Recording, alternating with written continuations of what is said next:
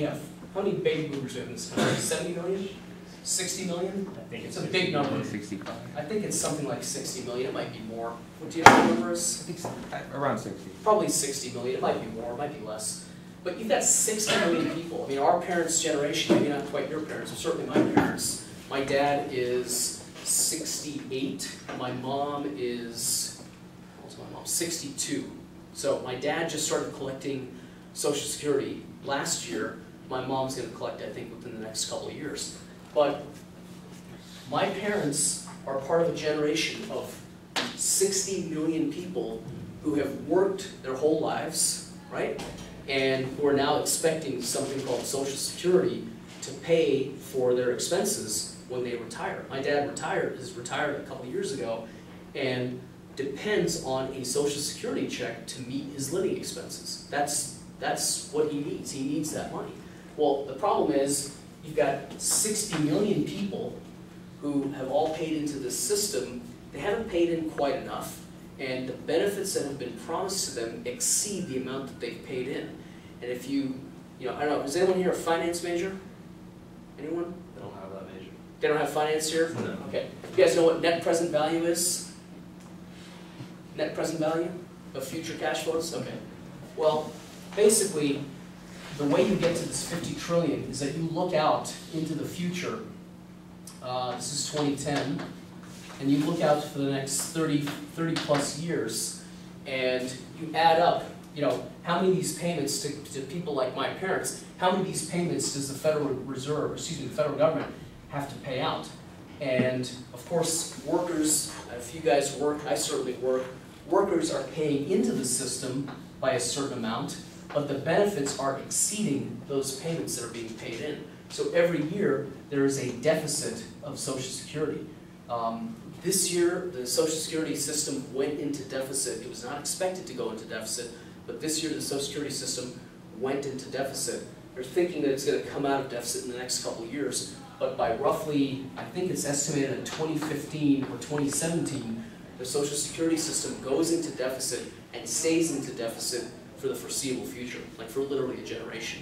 So literally, you have annual payments that have to be paid out, and the numbers look like this. They get bad, okay?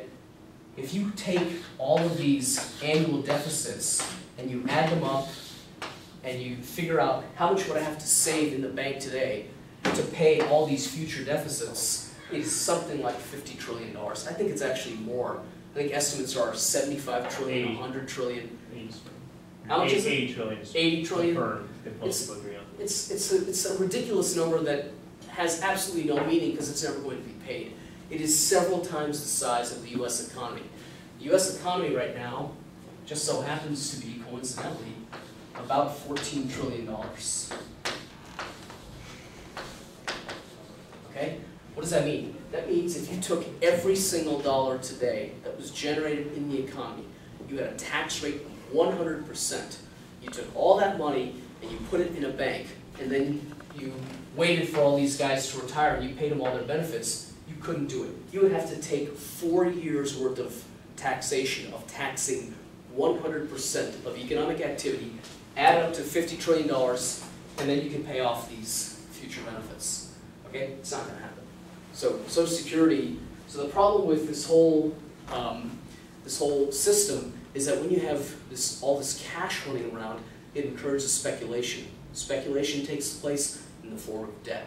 Now that you have Federal Reserve, the Federal Reserve is actually not a governmental agency. The Federal Reserve is actually a private corporation that is owned by banks, right? So these banks vote themselves shares in the Federal Reserve. They have access to the Federal Reserve's what they call the discount window, right? They get money from the Federal Reserve, and then they go out and they lend it. So you have this, when you have a fiat currency, you have a huge explosion in debt. That's why governments are in debt, federal government's in debt, California state, are you guys all California state residents? Where are you from? Washington. State? Yeah. So, but you guys do watch California politics, you know about the budget problems. Federal government is in debt. The California state government is in debt. LA, I don't know if you guys were watching a few weeks ago, Villaraigosa came out and said he might have to shut down the city services a couple days a week. Did you guys see that? in the budget negotiations. I think it was a few weeks ago, a couple months ago.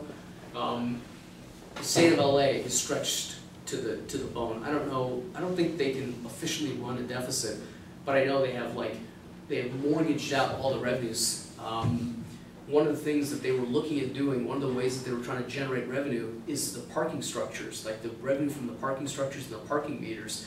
They were going to pledge those revenues for years into the future and get a cash payment now, so that they could plug the hole in their fiscal budget.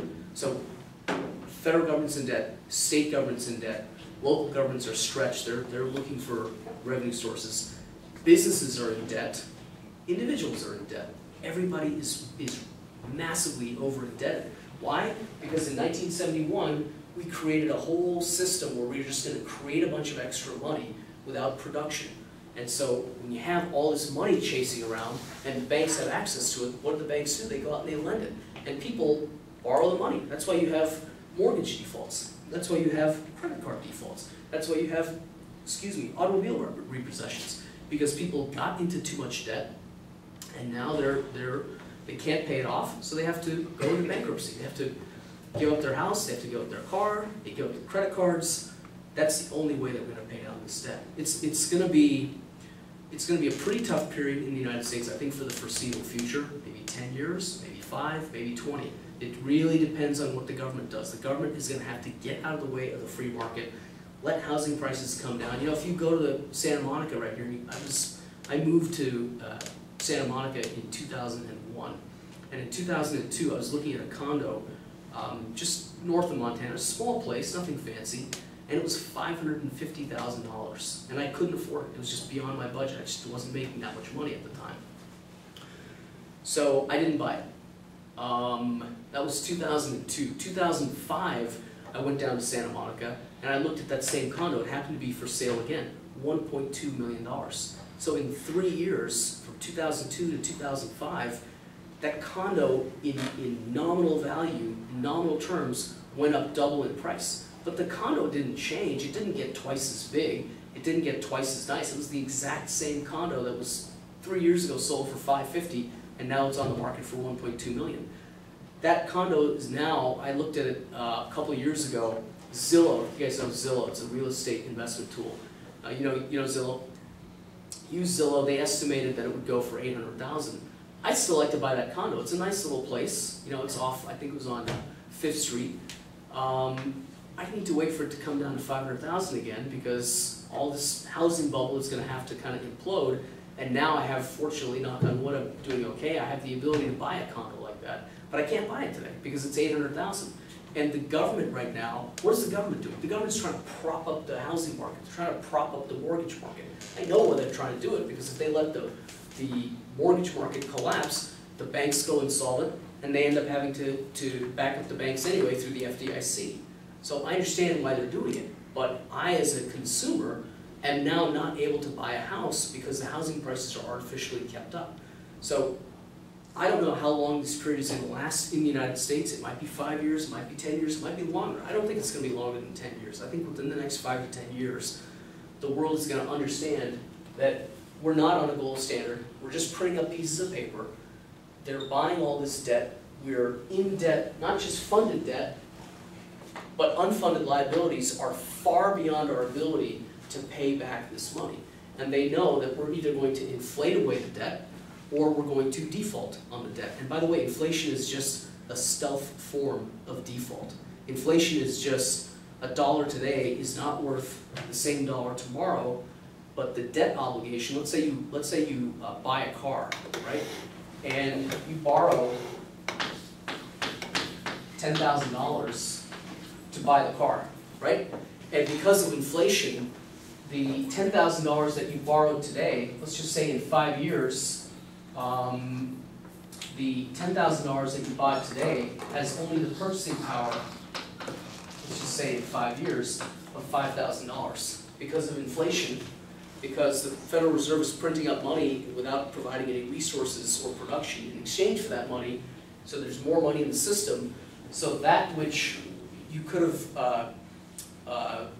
for $10,000,